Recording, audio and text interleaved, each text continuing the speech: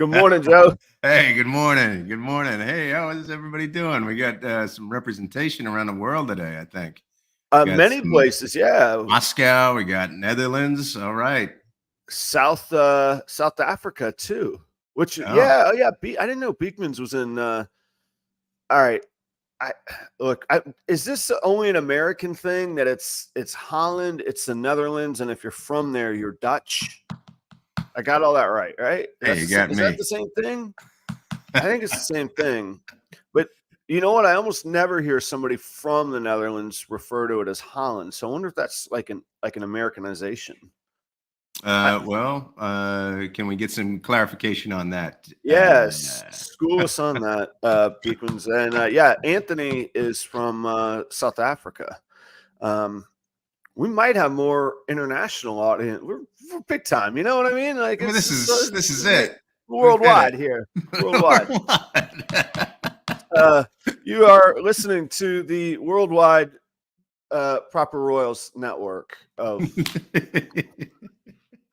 Good morning, guys. Thanks for being here. Yeah, thanks everybody. It's great to be here. It's great to be alive. It's great to be talking to people. How are you doing, Adam? You had a good week? Yeah, I am. Honestly, I'm exhausted, but it's great. I seem to like things that way. So I went out to Denver this past weekend. Fantastic show, All American Reptile Plant Expo, and we'll dive into that. That'll be like the main topic today. But I did that. Got back very, very late on Sunday night, Monday, Tuesday, and Wednesday. Was catching up. Had a gig last night. Have a gig tonight, and then I got some solo gigs booked coming up. So these things that I do on Wednesday and a Thursday once a month are like at a community stage theater. So it's a little more than an open mic, but it's a similar kind of showcase type of thing. And I host those. I work with the host group of musicians. But speaking of networking, but you that got led to wait a second. individual gigs. Yeah. You got individual gigs now. These are going to be your first ones, right? Yeah, in June Minnesota. 1st in Minnesota. Yeah. So those will be under my own banner rather than the jam band host thing. So, but doing that led to, so another good marketing point, like put yourself out there, showcase what you got. So that led to those gigs. So I'm good, but I was performing till 11:30 last night. So it's Thursday. That once a month Thursday turnaround is always pretty exciting. So buckle up today, man. I hope you're ready. You're getting everybody ready for an exciting show, Adam. I think we got a good one though. I know we got a good one because I got a little sneak peek of what's coming. So yeah, I've only had one sip of coffee. I'm trying to do all kinds of things here. Yeah, it's been an interesting week for me, for sure. And so we need to talk about what each of us needs to know about each other. Give me the one thing I need to know from the past week, Joe. The one thing you need to know from this past week. Thing. If we had music, like cue the music, tell me the one thing I got to know from the past week. Well, let me ask you this question. Have you ever seen an appendix outside? God, I don't think so. Body? I'm not that I know of. Are we going? Did you see one? Well, I saw a picture of one, and I have it here for us if everybody has the stomach for it. Now, I want a little disclaimer. If you're weak, if you have a weak stomach, maybe just listen. Maybe just turn it to audio for a second. For our audio only listeners, this is going to be the perfect segment here. You guys asked me, and I actually did ask them when I have first of all, I do have an appendix. I did have an appendix. So it didn't disintegrate. It didn't dissolve. And then they had to take it out. So I got that done on Tuesday. Wow. So Tuesday, and then I asked them, can I have the appendix because I want to show my reptile friends. I To actually, which they thought you were a psychopath on morphine, right? I was on, I was on the operating table, and I said, I need to show my reptile friends, and they didn't understand what reptile friends meant. I was kind of groggy, It's a and, long story, right? Yeah. and then I said, and then they said, no, we send it away for testing or whatever. But they did give me a picture, which brace yourselves. I think I can do this. Let's go. Add to stage. Oh, That is what you there, call a gangrenous appendix. A gangrenous gangrenous appendix. appendix. So, Uh, as you can see, it's two parts. In between the two parts, there was the perforation of and the abscess blew up like a balloon. That was gone. They cut that away. They took out the appendix and then what was left of it. They closed me up, and now I'm sitting here with you guys, just a little bit sore afterwards. I'm going to take this down because I'm kind of self-conscious about it. right. Yeah. Well, yeah. The fast. I love how somebody doctored it to put it on the Polaroid filter, like the retro. You guys were like, you know what? Let's Yeah. get They shook show it. prep. Yeah, exactly. Right. Yeah, let's see how this is. Why did they do that for? That's a filter from a phone, right? No, it's actually a bigger there. I have a lot more pictures of my insides. Actually, it's actually one. It's just how I cropped the picture. It looks like that, but I Okay, have a all right. lot more pictures of my intestines. Maybe that for a later show. I'll break out Yeah, my that could. intestines. Hey, tune in next week for another Inside Joe. You know, we're joking when we say we want to get in your head, Joe. This is what you absolutely need to know I is did. what a gangrenous appendix looks like. And Yeah. here it is. Here it is. Here it is. Thank you. You delivered. You over delivered. What a conclusion All to right. a long arc of a story. Do you still have the I think you call it a pick line? You still have the thing attached to you? Now they took that out, so Good. I'm basically a free guy right now. I Nice. have a bandage over my belly button because I had an That's where they umbilical went in. hernia. Yeah, Oh, okay. and so they have to. But I've it's really just soreness at this point. It's just it's incredible because so much pain at the beginning, and then you go through a surgery and you're just kind of sore and Yeah. you're recovered. And I'm much better today than I was yesterday. And yeah, it's been great. How So big was that for a scale of reference? Like they should have put like a dime or a penny in the picture. I mean, I know they got to oh keep the yeah, operating room it's clean, but like it's like yeah, this. okay. All right, Yeah, about what we would think. yeah, About what I thought from the picture anyway. yeah. And no effects. Like there's nothing that the surgeon was like, yeah, just you can eat whatever you want now, and it's not a big deal. Just you're gonna be fine. So. Cool. Oh, well, fine is better than not fine, so that's good. Yeah, it's great. So, thanks to the surgeons over there. That was great. Tito How says, about put a little sriracha on it. You'll be. What if you hadn't told me or I didn't know the context? If you were like, "What is that?" There's a dish in classic cooking called sweetbreads, which is neither sweet nor breads. It is the pituitary gland of a veal, and that's what it looks like, and that's how it comes out served on the plate. And they're like, "Here's a delicacy for you." So yeah, you could be like, "Is this sweetbreads or Joe's appendix?" they keep using the word gangrenous too. I guess it got gangrenous, which I'm not quite sure what that means. I should probably look that up. There's so Well, many that's like, things that they tell you.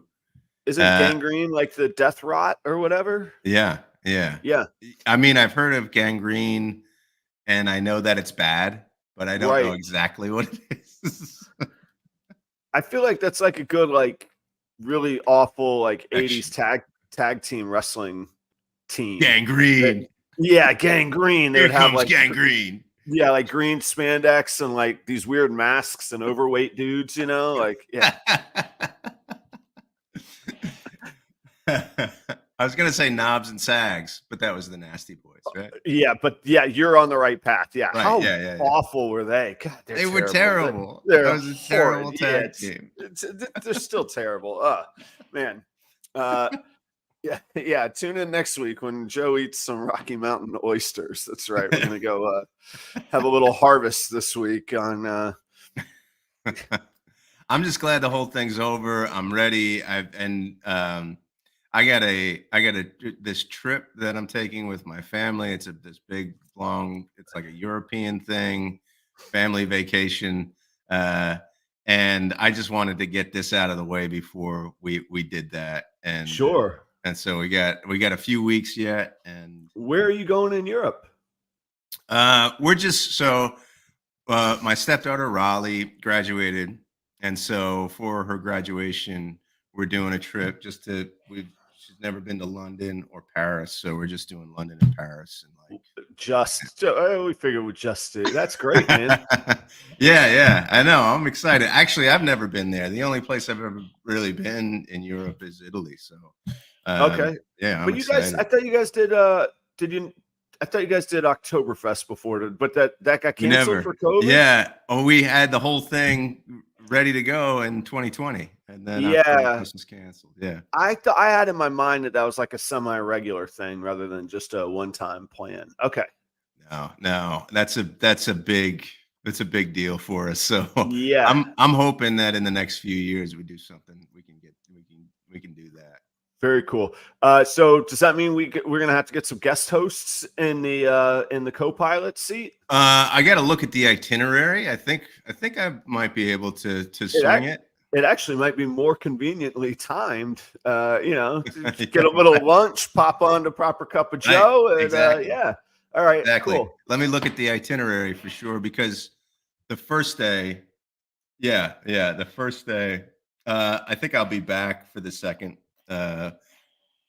Thursday in those 2 weeks. Sure. I'll Yeah, be in Pennsylvania.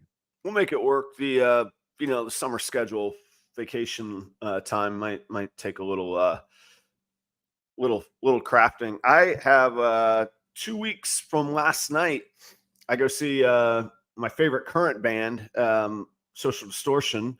Oh, And I say current, the Stones, I guess, are still current, but the Stones would be my favorite, and then Social Distortion. But yeah. So Social Distortion is current. You're saying that's current because they're active?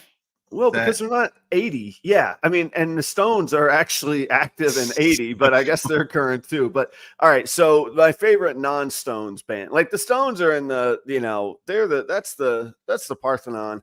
And then there's everybody else. And of everybody So 2 else, weeks from now? 2 weeks from last night, which means 2 weeks from right now might be a challenge for me. So we might have to I'm gonna look and see, but I could see that being a challenging morning for me. So Okay.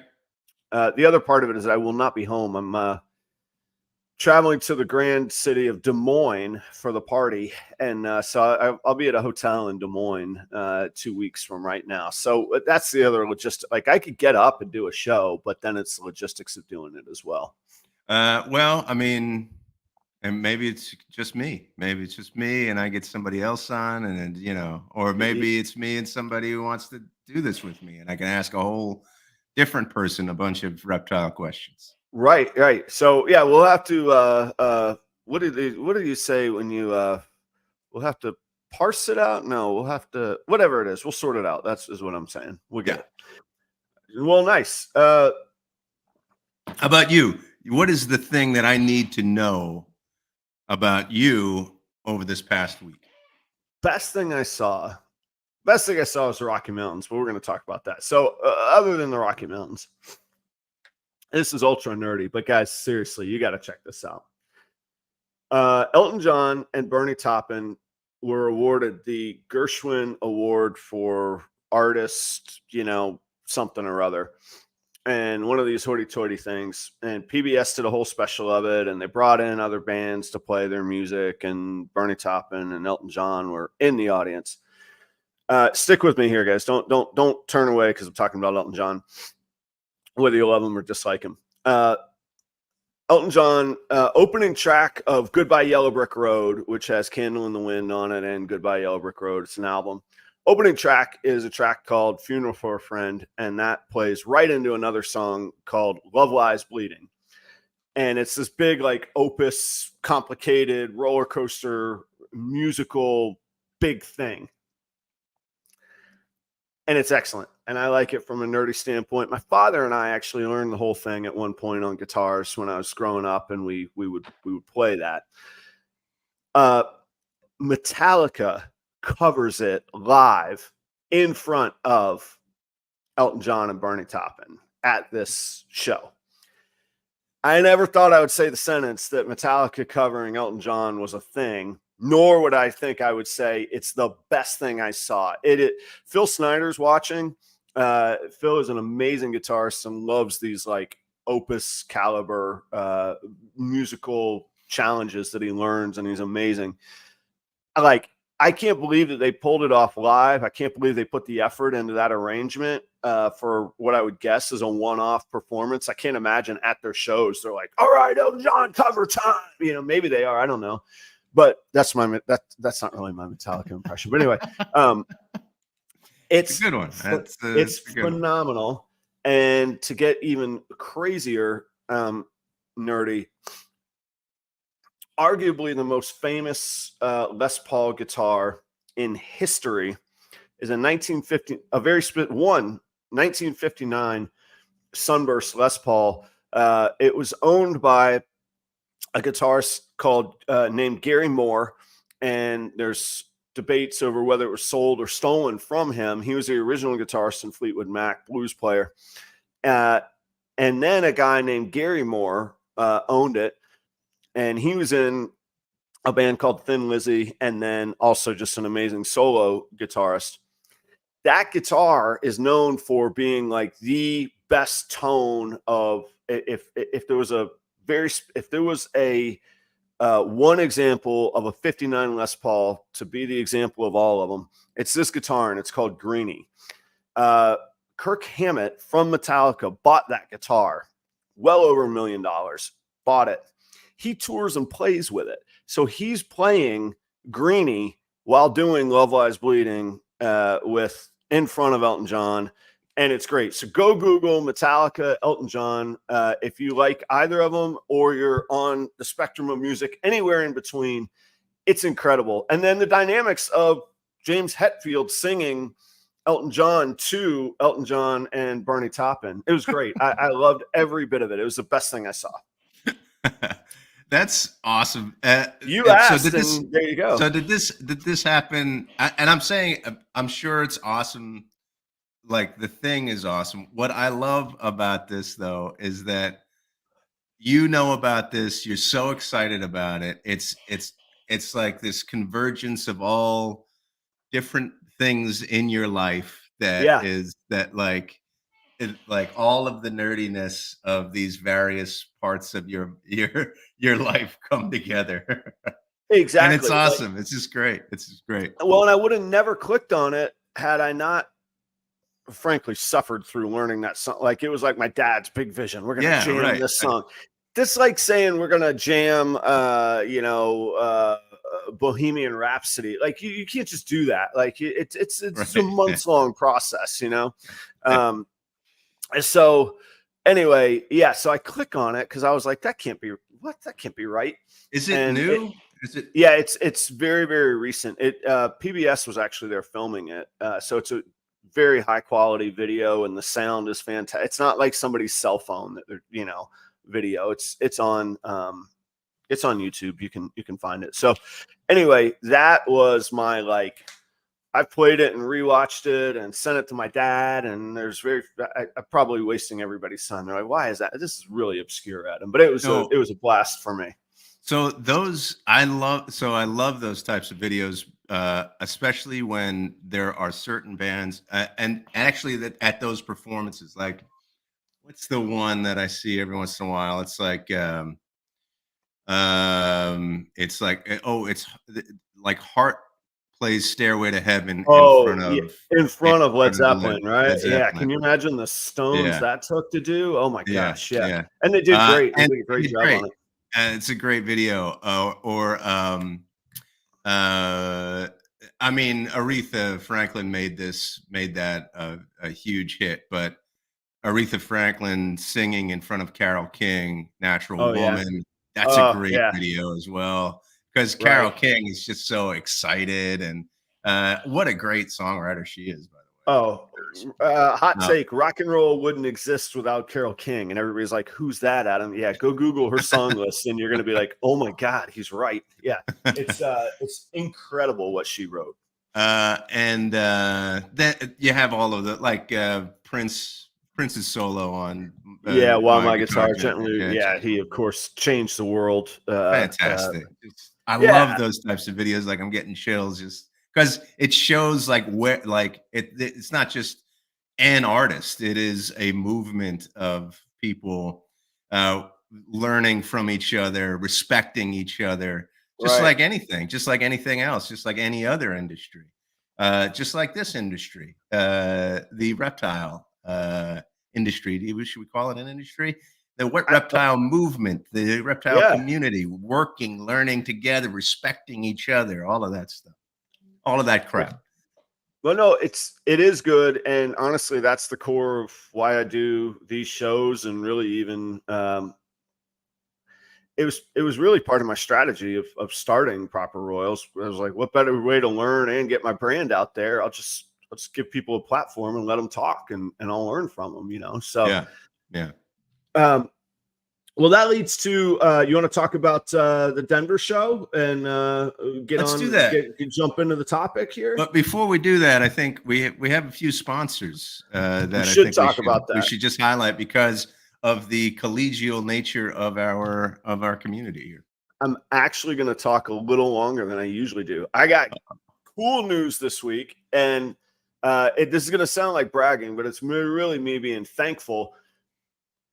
And I can't name any names, obviously, because I got to be professional. But Cold Blooded Cafe sent out a notice about 8 weeks ago that to all the sponsors, we're on a group email, very, very transparent.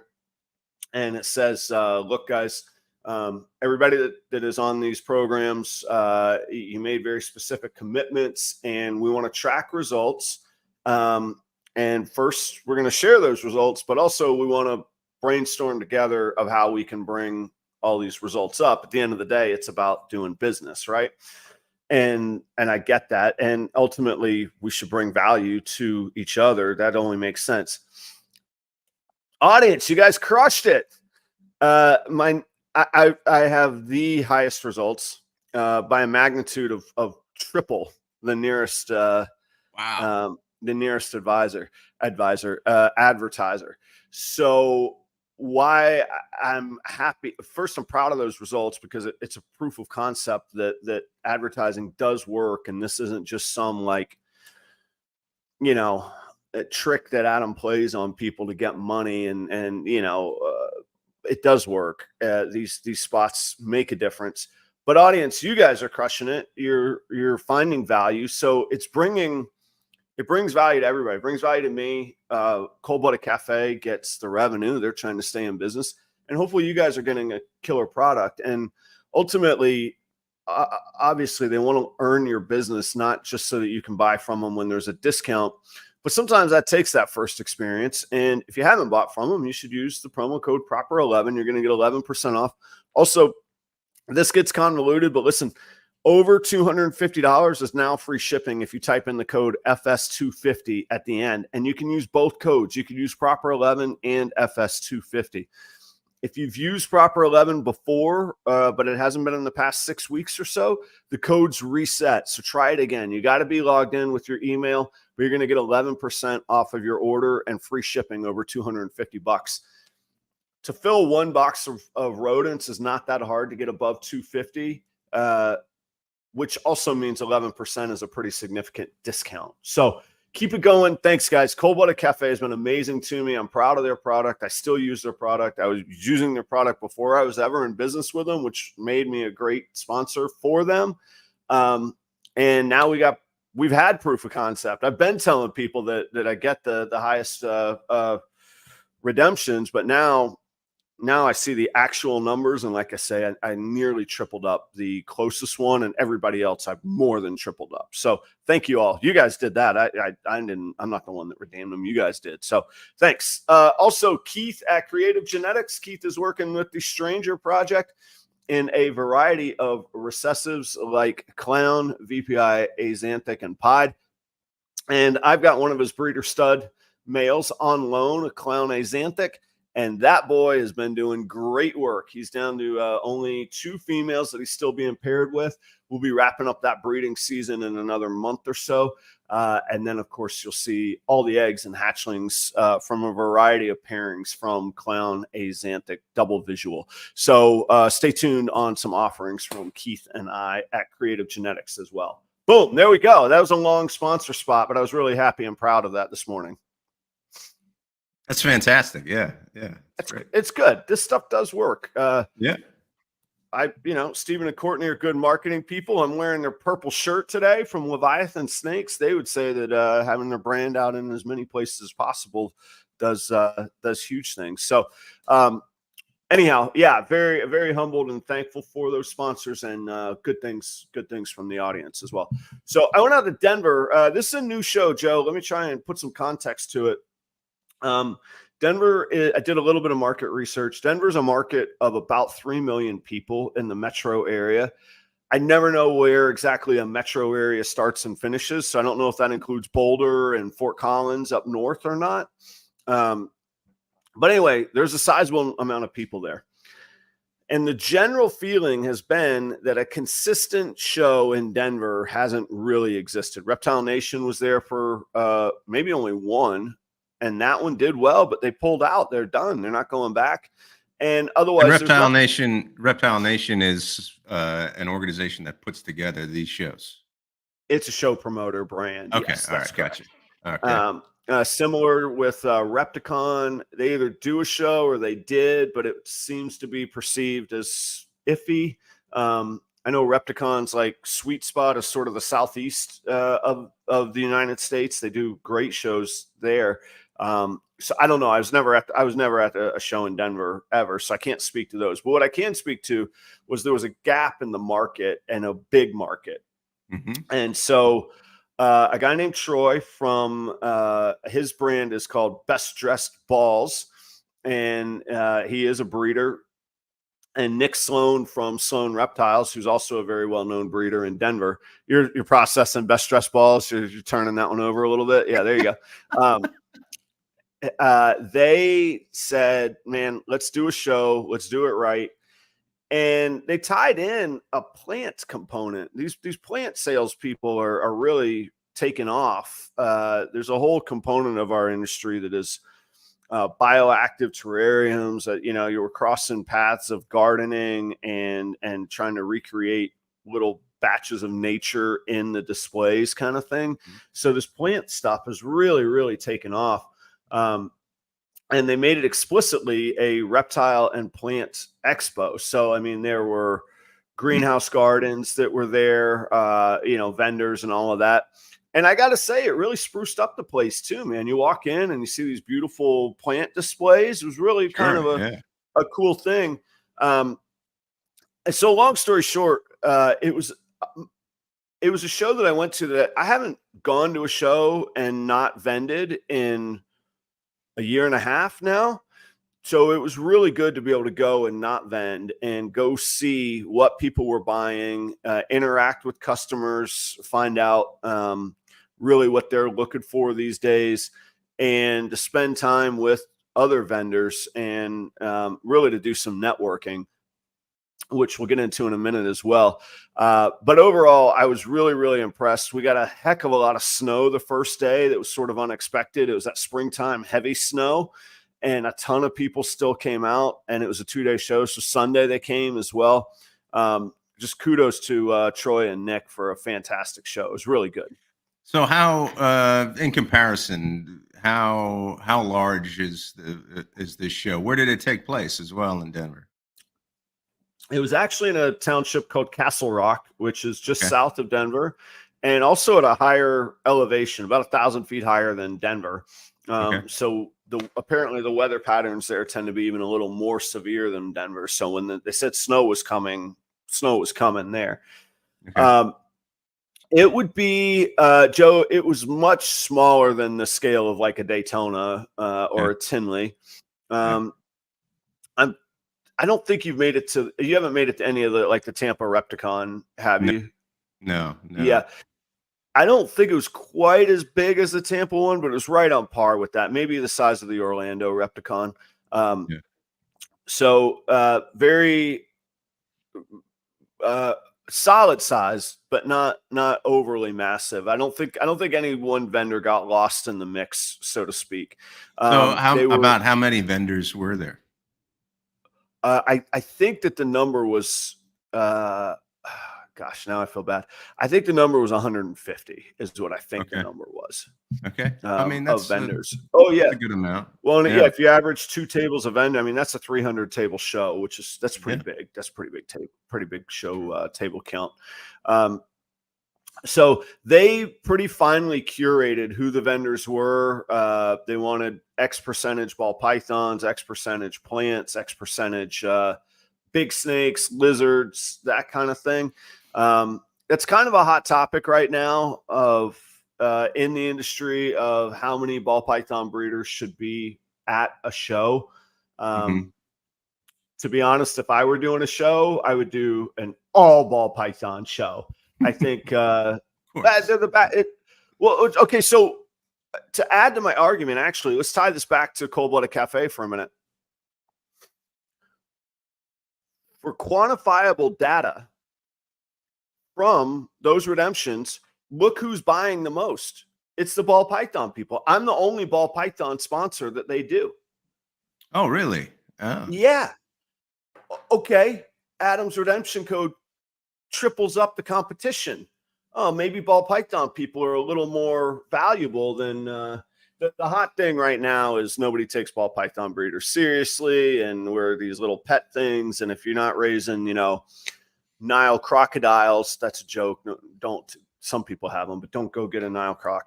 But there's too many ball python breeders, and like literally the biggest show in the world, Tinley, has said publicly they're kind of weeding out ball python breeders. Mm-hmm. This show in Denver said we're going to limit ball pythons to 20%.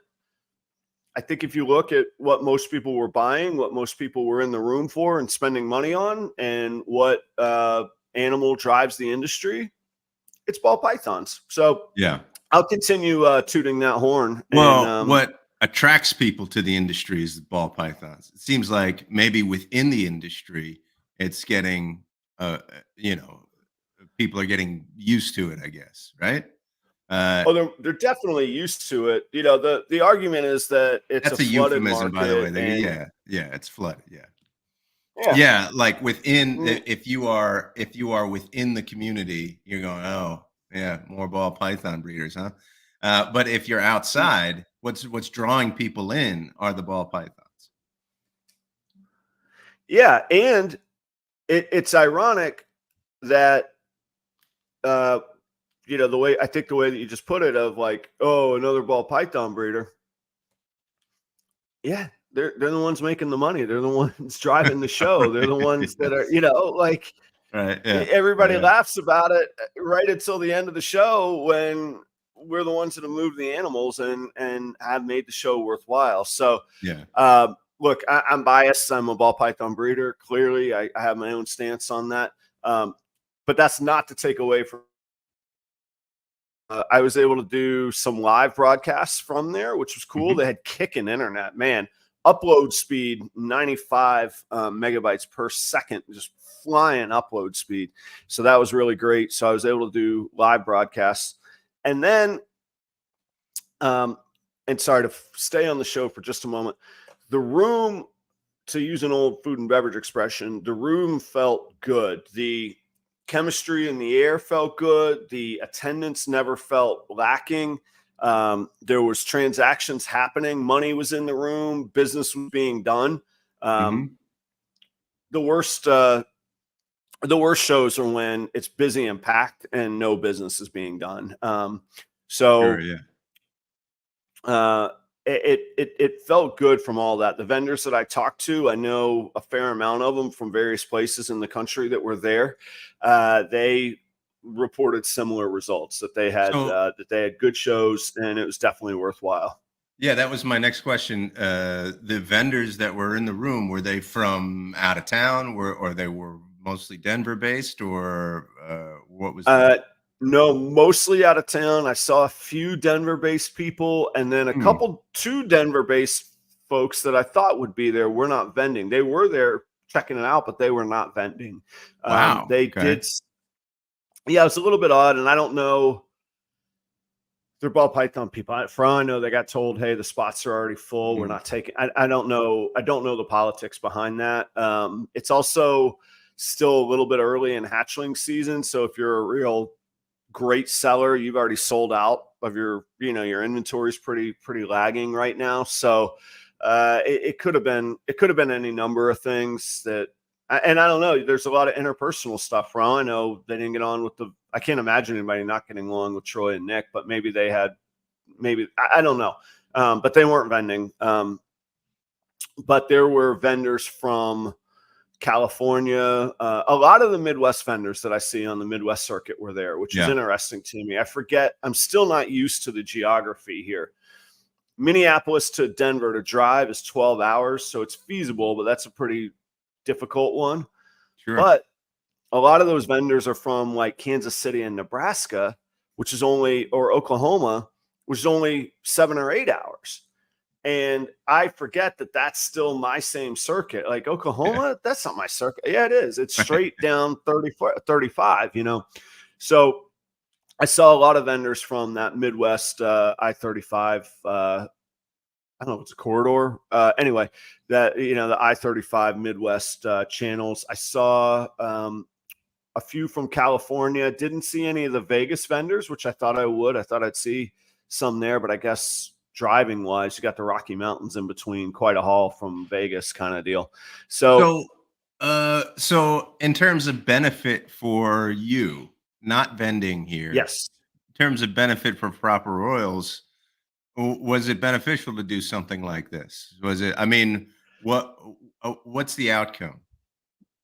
yeah. Long story short, I am actually now committed to at least once a year traveling to a show that I'm not vending at, that is sort of iconic. It's a little bit weird to call a show Oh, after its first show iconic, yeah. but I think it will be. I think it'll be a fixture in the industry. The guys are already booked there several years out to repeat the show twice a year, and I think that there's talk uh, of making that brand a circuit. So looking at places in Carolina, looking at places in the Midwest. Troy is from Iowa. I would think that there's going to be a little closer opportunity here. Although around here, that we're saturated with shows. There's so many shows you could do, Hmm. which is great. So I was surprised in the Denver market was so thirsty for a show. Hmm. Uh, but I found huge benefit in interacting with customers. If we're not looking for customer feedback, kind of what are we doing in business? So I was able to interact with customers, and I was able to get quite a lot of business done. I had an advertiser on. I'll be transparent. Ball Labs from the Tuesday night show. That's Trevor in Aurora, Colorado.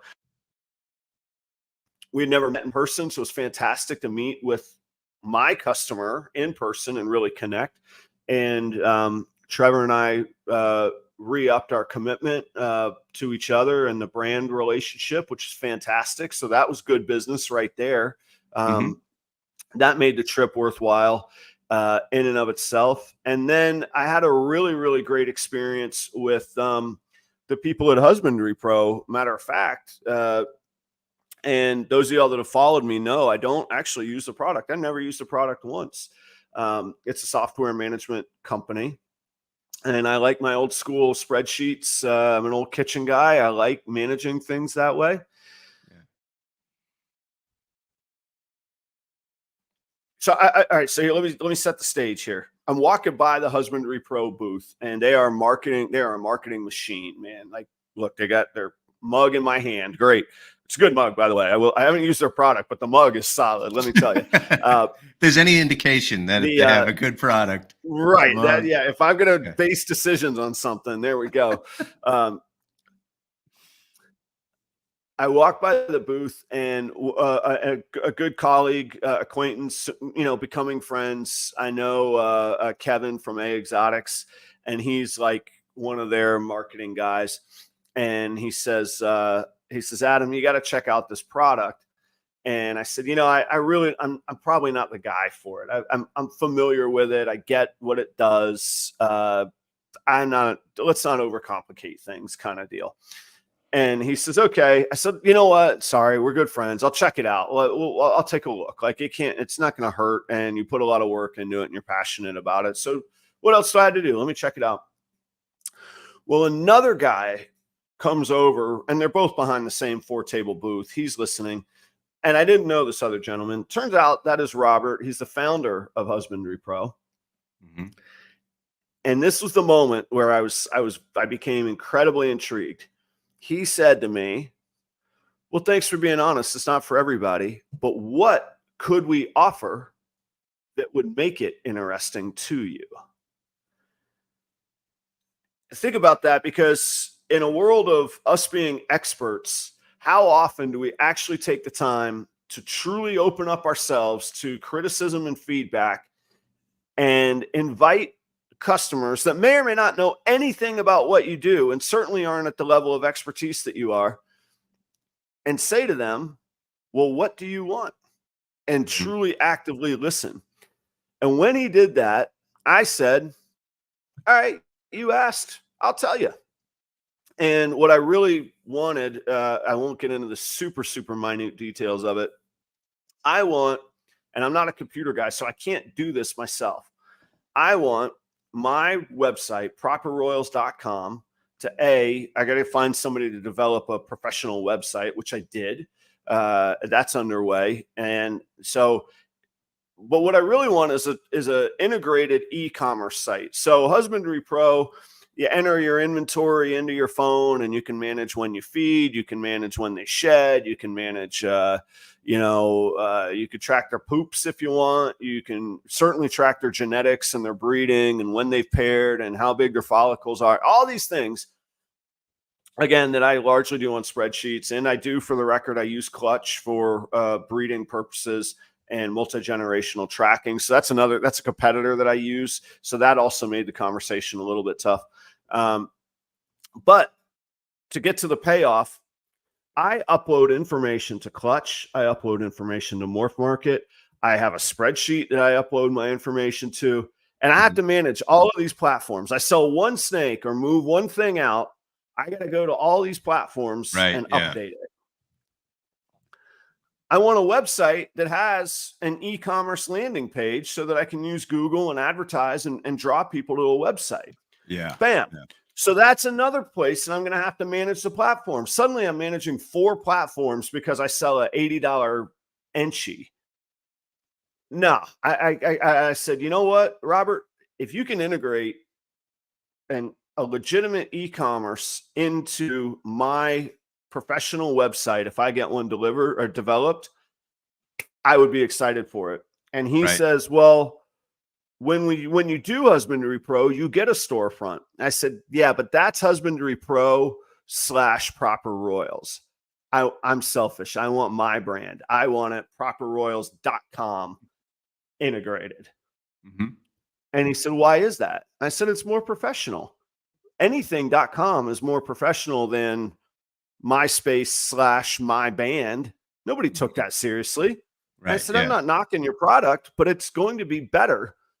And he said it apparently was a real aha moment for him. And he goes, I love that idea. If we took that on and developed it, would you be our test subject and our test consultant? We will make that work. You've got to get a website, but we'll make it work and we'll integrate it. Will you document the experience? And I said, absolutely. The only thing is I'm transparent. If I don't think it's good, I'm going to be, there's that risk. And he goes, I'm not worried about that risk. I'll take care of that. I said, great, let's do it.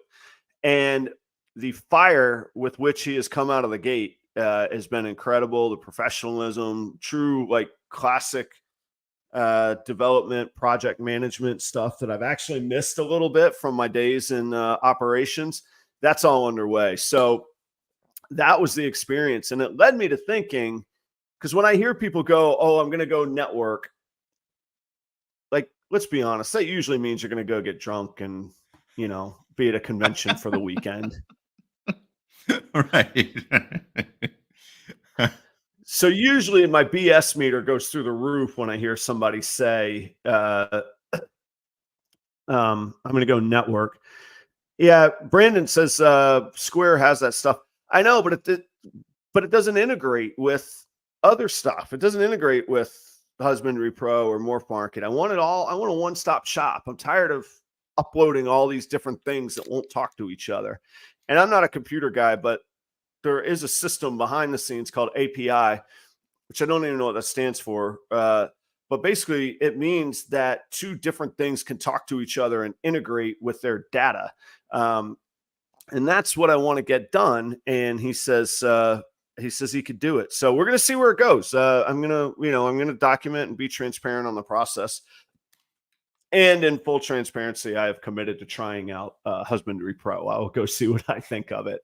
Well, but back to that's the point of doing stuff like this. I mean, that's those types of conversations are the point of going to places like Denver and not vending and meeting people and freeing yourself up to do that kind of stuff and have those longer conversations and go, okay, how do we get better? How do we make the industry better? How do I get better? How do you get better? That's Right. what you do. That's networking. That's awesome. I know that in my line of work, I'm a part of networking organizations, and I haven't had the best experiences with these Exactly. networking organizations that are made solely for networking.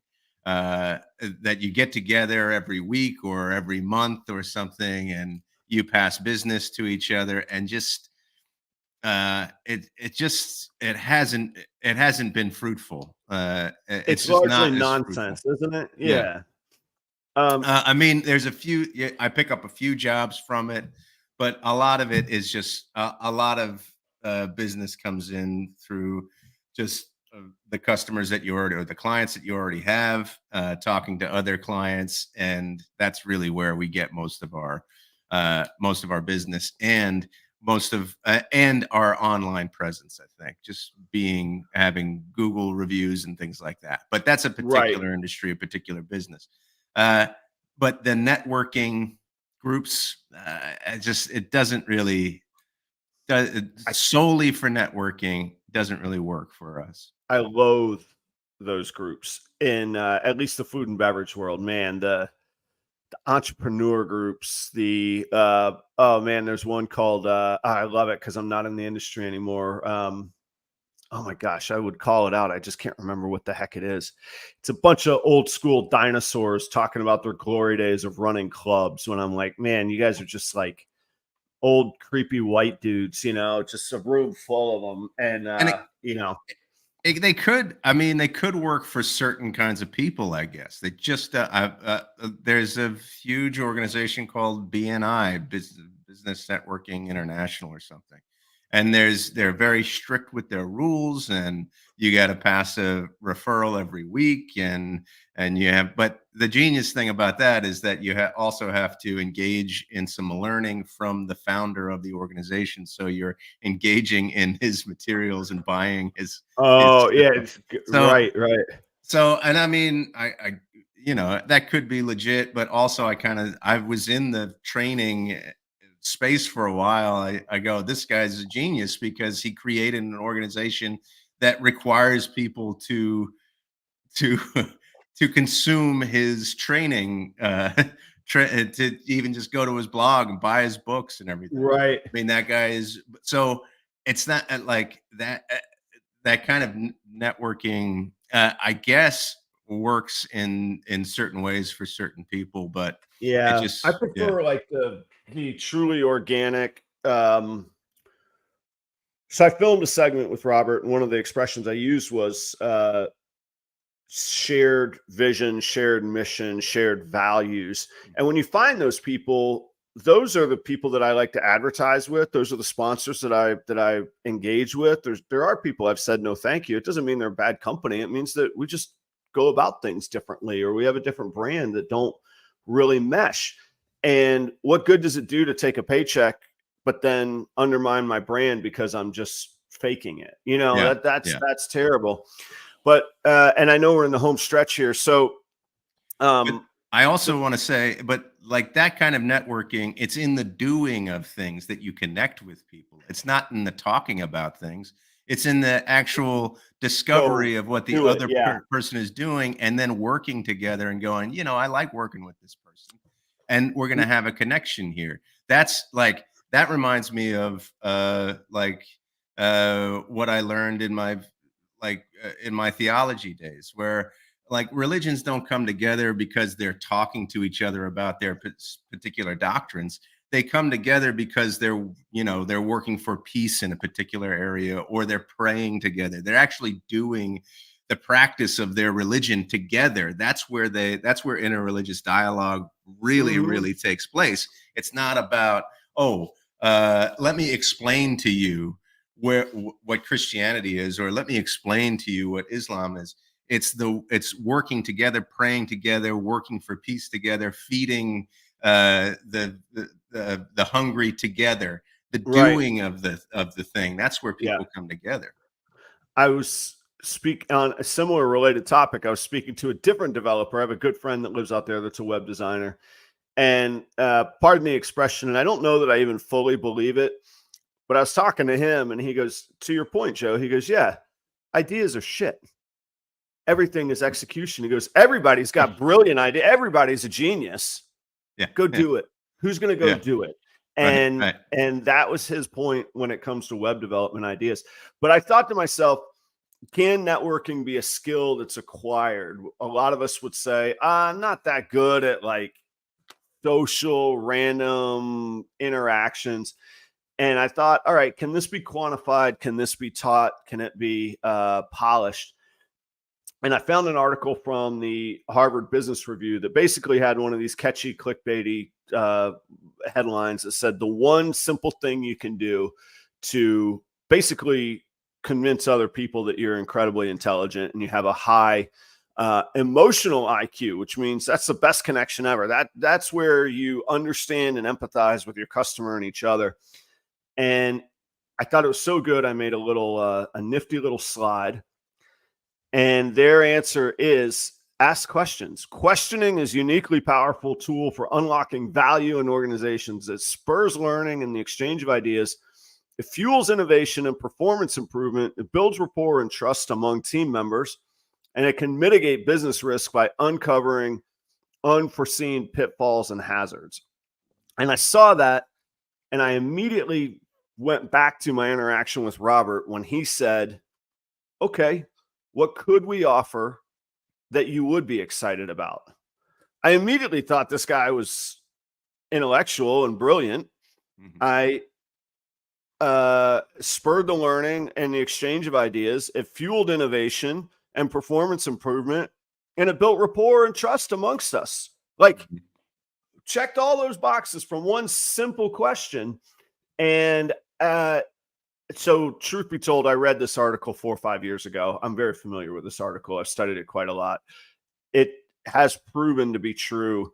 It has proven to be the foundation and the bedrock of this show that I do, particularly Tuesday nights, where I can learn and I can ask questions and I can hopefully mostly sit back and learn, but I can steer a conversation to learn and to ask questions. So Well, that's what I would share with the audience. even in that interaction, there was listening that was involved as That's well. right. So that there was the question, but then there was the humility to listen and go, you know, we don't do that, and Yeah. maybe we can do that. I Right. And mean, to that. engage. Yeah. And yeah, and to go, and your position of learning, of being in a position of learning, that takes humility. I don't know. It's from whenever you're learning, you're going, I don't know this, I want to learn it. So that, And that is so often, I think, not present in networking conversations, is a Uh, certain humility it's where, always, and I and do it's always this, like, I I do got this, that, I got I'm this. this. Yeah. Yeah, yeah. Instead of just shutting up and Yeah. listening. Yeah, Yeah. yeah, yeah. Yeah. Yeah. Yeah. Uh, I guess to wrap that topic up, I think it's a quote attributed to the Dalai Lama, but I'm not sure. But he basically, the paraphrasing, he basically says, when you talk, you can only say things that you think you already know. If you shut up, you might actually learn something new and Mhm. grow. Mhm. He didn't say it that way, but that's pretty. Llama. All Yeah, right. yeah. You know, I was Wisdom. yeah. Okay. Uh, Joe, what's your question this week of the one thing you got to know? Joe's got to Well, know. well, I did have a question prepared. It might be a longer question for a minute, but It could overlap. Yeah. somebody somebody brought up the word. It was Andrew. He brought up the word colubrid. Okay. Colubrid. Okay. Let's start with colubrid. There you go. Colubrid. Colubrid. Colubrid. All right. Colubrid. Yeah. So, and the context was, uh, uh, yeah, ball pythons are great, but colubrids are really Right. where it's at right now. So, what's a colubrid?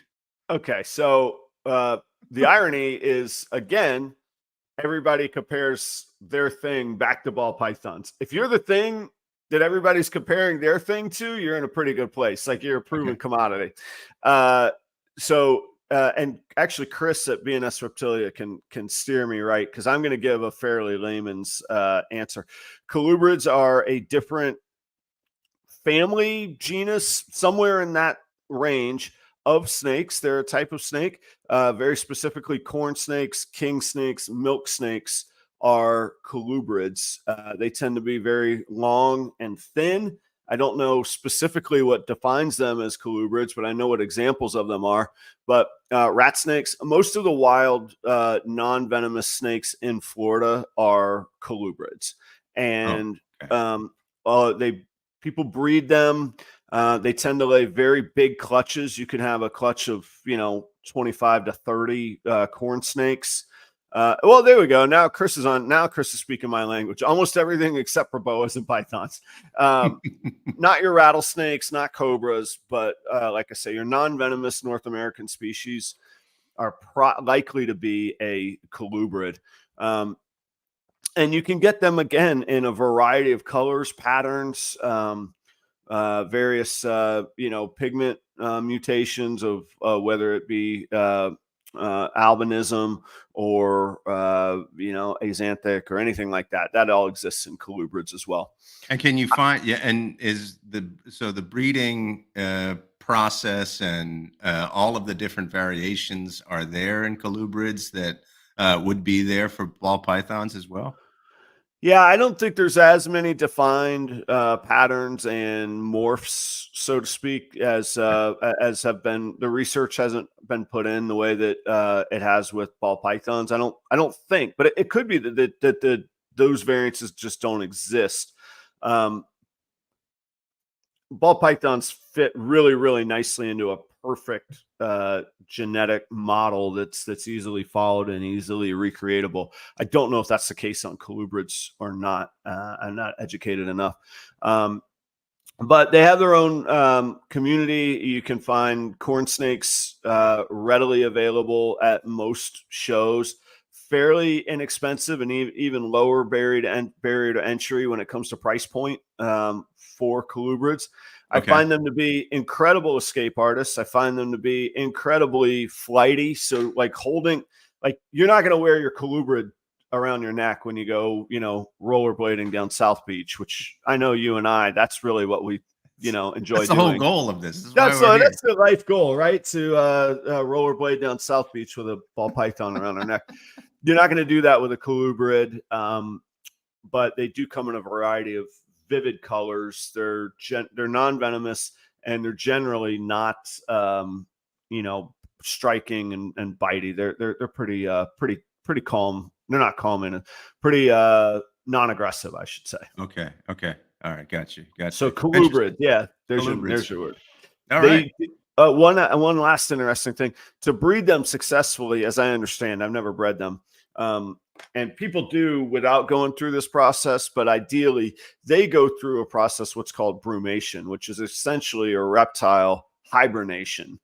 And so you would brumate them for a couple months and then raise the temperatures and bring them out of brumation, upon which they're going, give me food and give me a partner. I got work to do. Yeah. Okay. Their natural instincts kick in from being brumated and then brought out of that. So, yeah, I'm not familiar with the laws there. Okay, cool. Yeah. And I guess why would they be banned? They could be seen as invasive or, detrimental to the local, wildlife, which is a concern. That's not me rolling my eyes at it. I don't know how much of a threat colubrids are in a harsh Colorado winter. Okay. So clearly they exist. They survive. I mean, there's rattlesnakes in Colorado. So, but the laws and regulations and bans are a whole different conversation. Also, colubrids are banned in a lot of places because they're so native and they don't want to disrupt. So in Tennessee, you have to have certain licenses for a corn snake, which caught me off guard when I heard that. That's crazy to me because it's so native. Like, how can you have an invasive species that's already there? Which is a little bit weird. In Georgia, I think that they are illegal altogether. Like, I don't think you can sell or own a corn snake in Georgia technically, and I can assure you tons of people do. So there are local laws on colubrids, though. Gotcha. Well, Yeah. thanks. That was my question for the day. I'll There get to you my go. other question another day. There's always another Thursday, and if there isn't, that's not our lots of questions. We no longer care. It's no longer an issue if Thursday doesn't happen. So, Joe, thanks, man. Always a pleasure. Always great to kick off my Thursday morning with you. Audience, same to you all. Check out Creative Genetics and Cold Blooded Cafe. Thanks for their support. Thanks, everybody. Have a great week. We'll see you next week at the same time, same place, Joe. Same time, same place next week. See you then. Keep all your organs inside you. All right, man. Please. Thanks, guys.